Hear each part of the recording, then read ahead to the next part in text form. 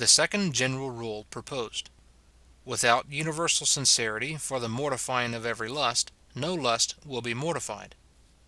Partial mortification always from a corrupt principle. Perplexity of temptation from a lust, oftentimes a chastening for other negligences. 2. The second principle which to this purpose I shall propose is this. Without sincerity and diligence in a universality of obedience, there is no mortification of any one perplexing lust to be obtained. The other was to the person, this to the thing itself. I shall a little explain this position. A man finds any lust to bring him into the condition formerly described. It is powerful, strong, tumultuating, leads captive, vexes, disquiets, takes away peace. He is not able to bear it. Wherefore he sets himself against it, groans under it, sighs to be delivered. But in the meantime, perhaps in other duties, in constant communion with God, in reading, prayer, and meditation, in other ways that are not of the same kind with the lust wherewith he is troubled, he is loose and negligent. Let not that man think that ever he shall arrive to the mortification of the lust he is perplexed withal. This is a condition that not seldom befalls men in their pilgrimage.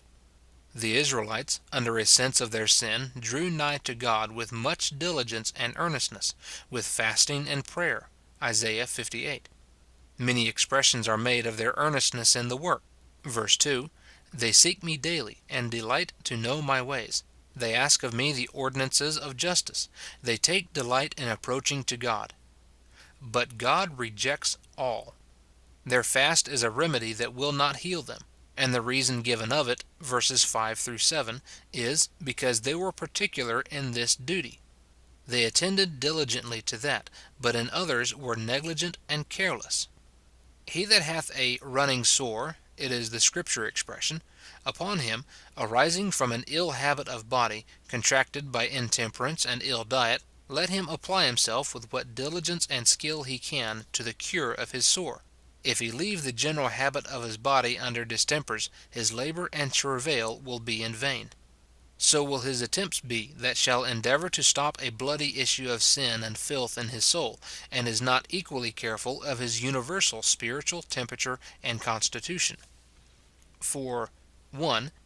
This kind of endeavour for mortification proceeds from a corrupt principle, ground, and foundation, so that it will never proceed to a good issue.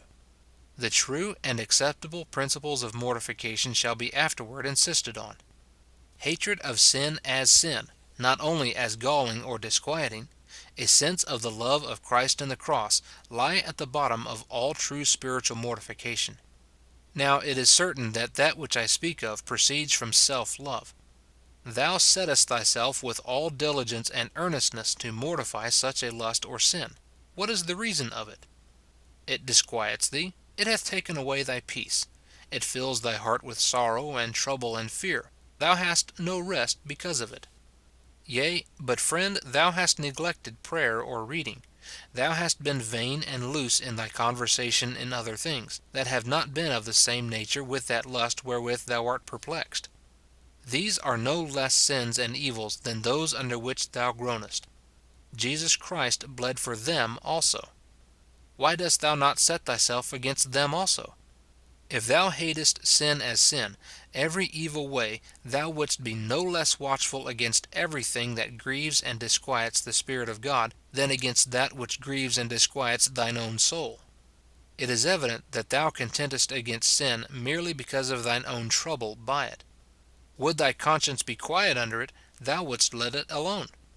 Did it not disquiet thee, it should not be disquieted by thee.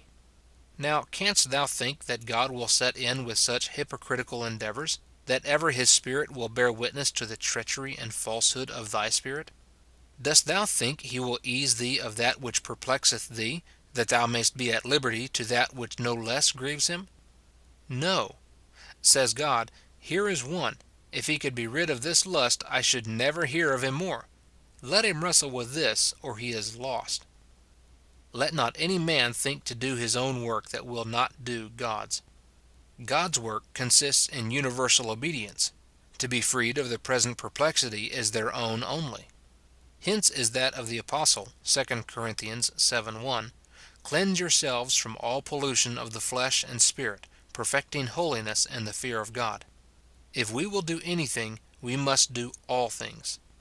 So then, it is not only an intense opposition to this or that particular lust, but a universal humble frame and temper of heart, with watchfulness over every evil and for the performance of every duty that is accepted. 2. How knowest thou but that God hath suffered the lust wherewith thou hast been perplexed to get strength in thee and power over thee, to chasten thee for thy other negligences and common lukewarmness in walking before him, at least to awaken thee to the consideration of thy ways, that thou mayst make a thorough work and change in thy course of walking with him? The rage and predominancy of a particular lust is commonly the fruit and issue of a careless, negligent course in general, and that upon a double account. 1. As its natural effect, if I may say so.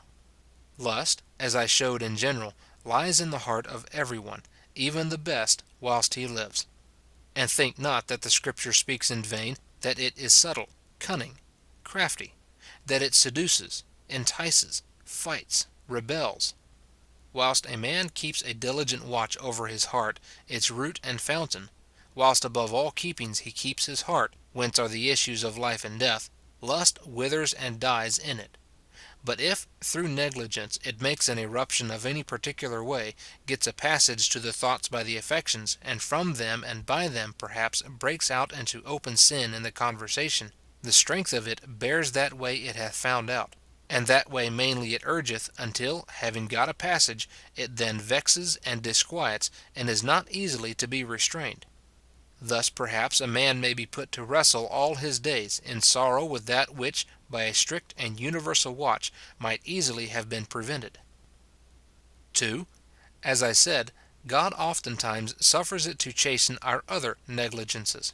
For as with wicked men, he gives them up to one sin as the judgment of another, a greater for the punishment of a less, or one that will hold them more firmly and securely for that which they might have possibly obtained a deliverance from.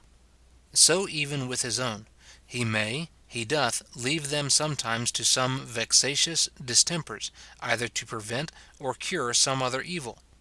So was the messenger of Satan let loose on Paul, that he might not be lifted up through the abundance of spiritual revelations. Was it not a correction to Peter's vain confidence that he was left to deny his master? Now, if this be the state and condition of lust and its prevalency, that God oftentimes suffers it so to prevail, at least to admonish us and to humble us, perhaps to chasten and correct us for our general loose and careless walking, is it possible that the effect should be removed and the cause continued? That the particular lust should be mortified and the general course be unreformed?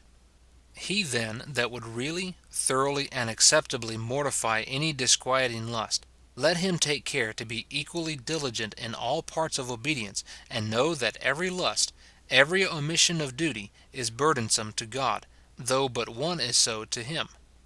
Whilst there abides a treachery in the heart to indulge to any negligence in not pressing universally to all perfection in obedience, the soul is weak, as not giving faith its whole work, and selfish, as considering more the trouble of sin than the filth and guilt of it, and lives under a constant provocation of God, so that it may not expect any comfortable issue in any spiritual duty that it doth undertake, much less in this under consideration, which requires another principle and frame of spirit for its accomplishment.